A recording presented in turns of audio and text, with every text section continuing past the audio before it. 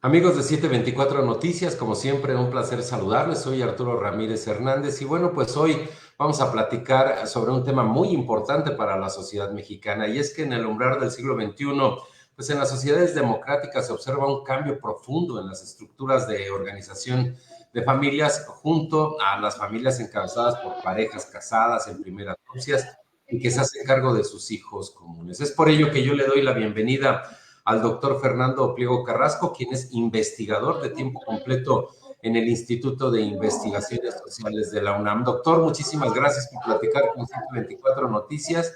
Y bueno, pues me gustaría preguntarle primero, hoy observamos un gran cambio en las familias, vemos la emergencia de las nuevas formas de familia y el declive de otras. En su opinión, ¿cuáles son los cambios más importantes que se están dando? Adelante. Buenos días, Arturo.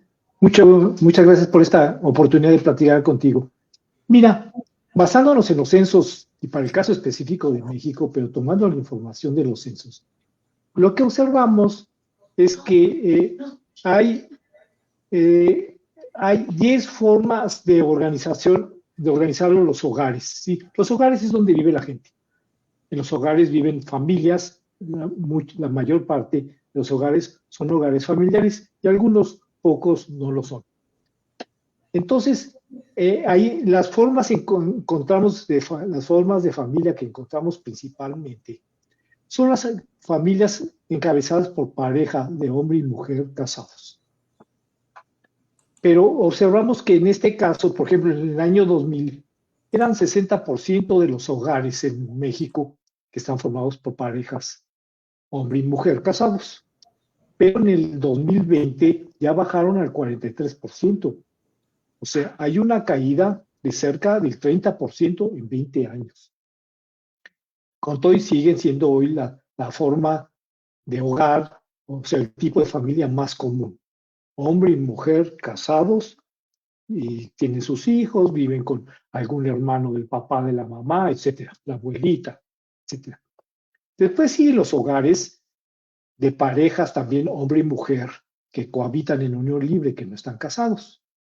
Esos eran el 13% en el 2000 y subieron al 20% en 2020. O sea, hay un crecimiento notorio.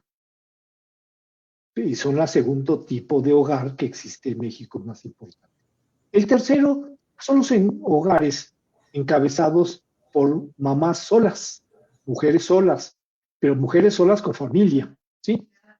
Eran el 14,5% en 2000 y subió a 17% en 2020, o sea, crecieron. Es el tercer tipo de hogar más importante que hay en México, hogares encabezados por mujeres con su familia. Y el cuarto tipo más importante son hogares encabezados por hombres solos, con su familia. Pues se encargan de los hijos o viven con su mamá, con unos hermanos, etcétera, pero son muy encabezados. Y son, entonces, prácticamente son la cuarta parte de los hogares encabezados por mujeres solas, hogares familiares. Este conjunto de hogares te dan aproximadamente el 88% de los hogares en México, estos cuatro. ¿Sí? O sea, el tipo de hogares principales donde vive la gente, eso es un hogar es donde vive la gente, ¿sí? Como te decía. Puede ser un departamento, una casa, etcétera. Entonces, el 88% de los hogares en México son hogares familiares. En primer lugar, con papá, hombre y mujer casados con sus hijos o con otros parientes. Después, hombre y mujer en cohabitación en unión libre, menos la mitad. Hogares encabezados por mujer sola, sin pareja, y hombres encabezados por, y hombres que se encargan de su familia, también que viven solos. Esos son el 88%. El otro 11% aproximadamente son hogares donde viven personas solas. ¿Sí? Entonces, una persona que sea renta su hogar, tiene su casa propia, su departamento y es hogares de personas solas. Hay países como Noruega que hasta el 40% llegan a vivir solas, ¿sí? Una cantidad muy alta. Y después tenemos menos del 2% de hogares, donde hay varios tipos. Están los corresidentes. Tú has oído de los roomies, ¿no? Sí, claro. Amigas o compañeras de trabajo rentan un departamento, se dividen un cuarto y otra, y pagan la renta juntos y se va muy bien.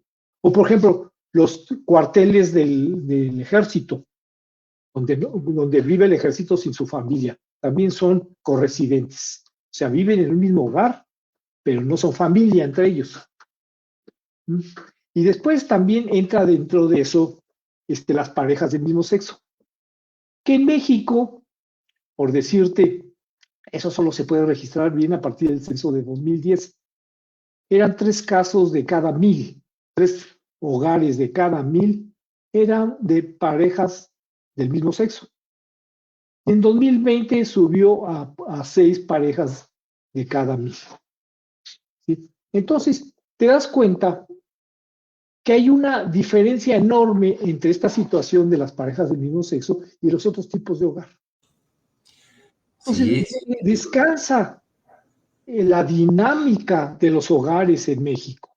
Y así en todos los países donde se ha hecho investigación. En unos es más, por ejemplo, en Estados Unidos es el 1.2%, en los Países Bajos también, en Inglaterra, o sea, en los países anglosajones es un poco más. Pero todos son una pequeña parte. pues, Y, pues sin duda. y el grueso son las parejas hombre y mujer casados, en cohabitación, mujeres solas que encabezan su familia u hombres solos. Esa es la realidad de los hogares en México y de manera semejante con sus variaciones en todos los países donde haces investigaciones al respecto. Es una constante. Doctor Fernando Pliego, investigador de tiempo completo en el Instituto de Investigaciones Sociales de la UNAM. En su opinión, ¿estos cambios son generalmente positivos o están ocasionando, digamos, nuevos problemas o desafíos en nuestro país? Mira, esa es una pregunta muy importante porque a veces vemos ciertas películas que ganan Oscar o si a veces se pueden ver las telenovelas que son muy famosas en México, ¿verdad? Y en el mundo, las de mexicanas. Y da la impresión de que las transformaciones en las familias, el divorcio, la separación, contraer nuevas nupcias, que los hijos ya vivan con padrastro, madrastra, etcétera, no pasa nada y se dice esto es un signo de modernización. Pero no es así. O sea, la investigación que yo he hecho es hacer una síntesis de 589 publicaciones académicas, o sea, que han aparecido en journals, publicaciones en journals y basadas en encuestas representativas de la población, muestran que sí hay una afectación importante de los hijos, cuando su hogar se destruye, se cambia. O sea, notoriamente las investigaciones, y te estoy hablando investigaciones en Alemania, en Inglaterra, Gran Bretaña, perdón, Países Bajos, Noruega, España, Canadá, Estados Unidos, México, Brasil, Colombia, Chile, Australia, Corea del Sur. O sea, he investigado 16 países. En todos los países muestran que cuando los hogares pasan problemas importantes y se destruyen, aumentan notoriamente los problemas de bienestar de los niños. O sea, los niños tienen más problemas para tener estabilidad en la escuela. Y entonces las encuestas de PISA que se hacen, se ve que hay una baja en el rendimiento de lectoescrituras y matemáticas en los niños con problemas familiares. Después hay un aumento del consumo de drogas en niños y en jovencitos, adolescentes, con problemas en su familia. Y después investigaciones, por ejemplo, en Noruega, muestra que hay un aumento de la criminalidad juvenil cuando tienen problemas en su familia. Cuando el papá y mamá se divorcian, se separan, hay problemas. Y problemas de salud mental, aumenta la depresión y la ansiedad. Y estos problemas del deterioro de la familia no solamente le pega a los niños, también se ha visto que los adultos que tienen cohesión familiar, estructura familiar segura y viven bajo una un patrón de matrimonio, mejoran sus indicadores de bienestar. Por ejemplo, algo que es muy notorio en investigaciones hechas en Gran Bretaña, España, Estados Unidos, México, etcétera, es que cuando las mujeres cohabitan en unión libre, aumenta más del 50% la violencia contra las mujeres.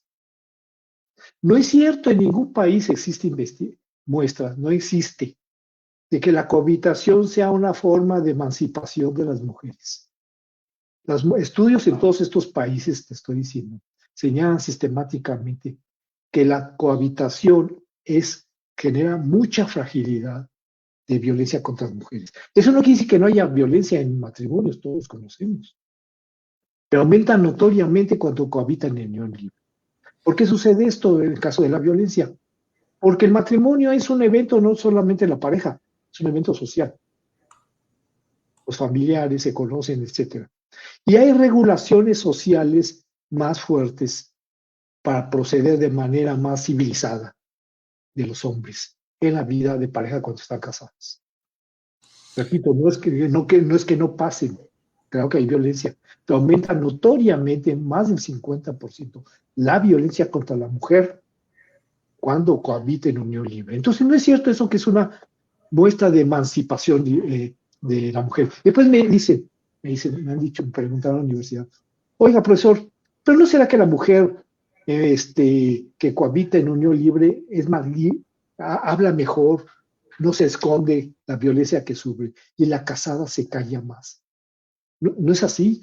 Cuando se hacen análisis de homicidios de pareja, homicidios que se buscan por oficio en todos los países, aumentan mucho más los homicidios, hasta el triple los homicidios aumentan cuando las mujeres cohabitan en unión libre. Entonces no es cierto que quien más se calla es la mujer, más bien cuando se ven situaciones de violencia extrema como es el homicidio, aumentan notoriamente. Entonces vemos que el matrimonio no es un papel, Arturo, no es ir con el juez a firmar. Eso es lo más, es importante, pero no es lo fundamental. El matrimonio es en sentido antropológico es una forma de entender la correlación y la vida conyugal entre hombre y mujer, que tiene mucho más frutos en las sociedades democráticas. Dije que investigué Francia, Alemania, Inglaterra, Canadá, Estados Unidos, México, etcétera, que otras formas de relación familiar. Doctor Pliego, entonces, por ejemplo, en un mundo donde con justicia las mujeres buscan mejores espacios de participación en los mercados de trabajo, ¿cómo conciliar precisamente las necesidades de las familias con las necesidades que implican precisamente los trabajos? Tienen que haber dos transformaciones. Una es la que mucho se habla. Una es que los trabajos deben buscar valorar como una pieza fundamental de su posibilidad de fortalecimiento, que la mujer tenga opciones para ejercer su maternidad. Los países más avanzados en terreno laboral, como son los países escandinavos, llegan a brindarle a la mujer no 2 meses, ni 3, ni 4, sino hasta más de 1 año de licencia cuando tiene hijos. Desde luego no es una situación que podamos nosotros dar como país, pues sí podríamos facilitar mucho esta cosa.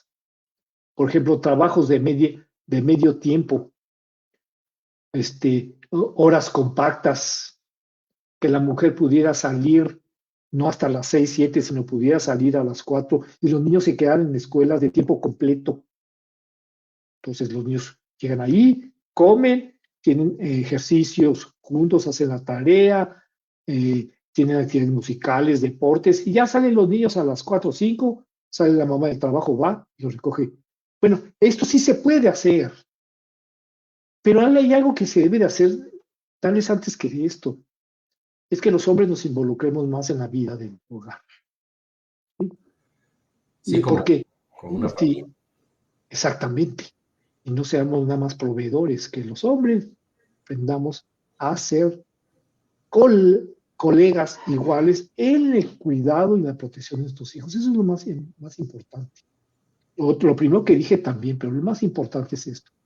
Y como tú te das cuenta cuando se habla en México, que en la Cámara de Diputados, en la de Senadores, muy poco se habla de la corresponsabilidad masculina.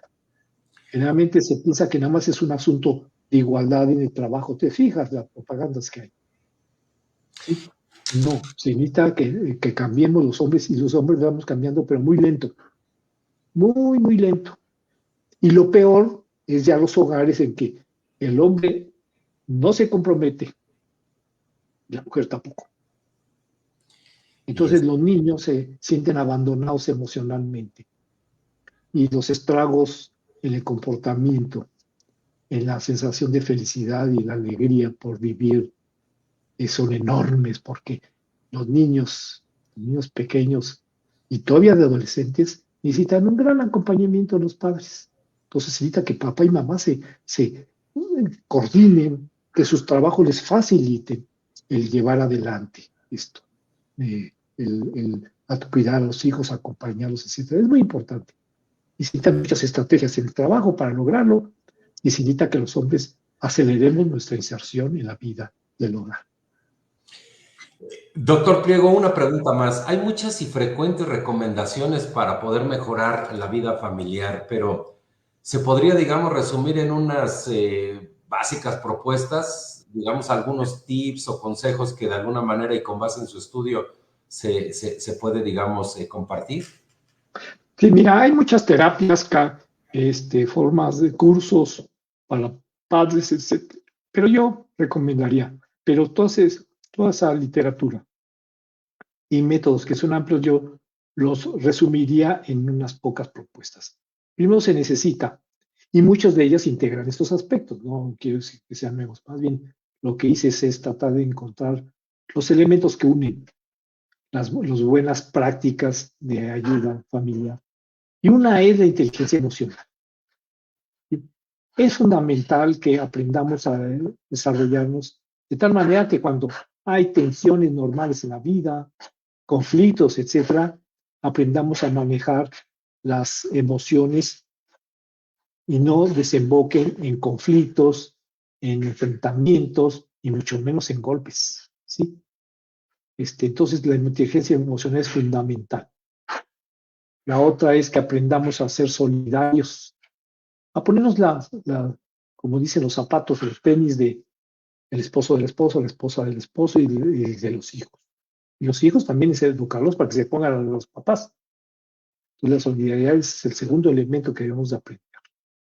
Después debemos aprender a trabajar en grupo, tomar decisiones en grupo. Eso es fundamental. Y tú sabes muchas veces que, por ejemplo, en la escuela, ¿te acuerdas cuando estábamos en la escuela? Vamos a trabajar ahora en grupos, y ya sabíamos que cuando decían que trabajar en grupos, ¿qué significaba? Que iba a trabajar uno por ahí, otros nos íbamos a sumar a él y él iba a entregar el trabajo. Es el trabajo en grupo.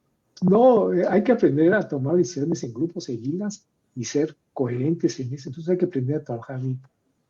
Y tercero, cuarto, hay que aprender esta información que te digo, porque no es cierto. No es cierto que no pasa nada. No es cierto que los niños, los papás pueden estarse peleando, se divorcian y separarse y no les pasa nada a los niños. Esos son inventos. Absolutamente inventos. La literatura en ningún país muestra que para los niños sea indiferente. Ahora, ¿puede una familia que se ha resquebrajado sacar adelante a los hijos? Sí puede, pero necesita una mamá o un papá que se haga cargo de ellos, que les comunique a sus hijos una educación. A los niños que no se comporten de manera abusiva, que sean solidarios, jalen parejo con sus novias y después con sus esposas. Sí se puede, pero hay que enseñar. Y a las niñas que no se involucren con abusadores, que se involucren hagan noviazgo con niños que las respetan, con muchachitos que las respetan, saben trabajar solidariamente y pues formar una familia y llevar el parejo. Eso necesitan.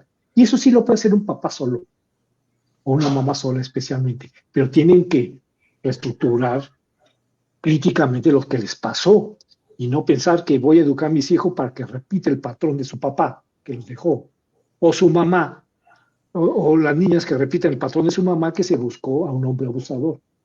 ¿Verdad? Críticamente. Y sí se puede con esfuerzo. Esto es mucho más fácil cuando está hombre y mujer y se complementan. Pues sí se puede solo, pero con una mentalidad crítica. Crítica. Sí se puede salir adelante en los peores momentos. Eso es clarísimo, pero hay que aprender a hacerlo.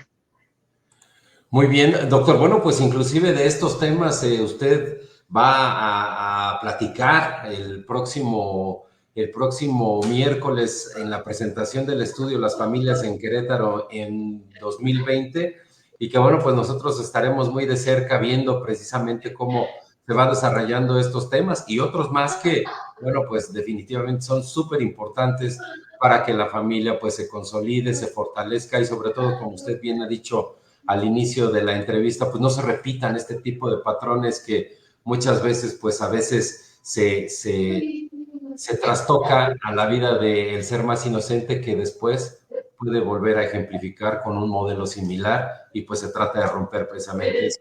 Y sí, nada más me gustaría nada más añadir. Sí, ¿Y puede un padrastro, una madrastra llegar a querer los hijos?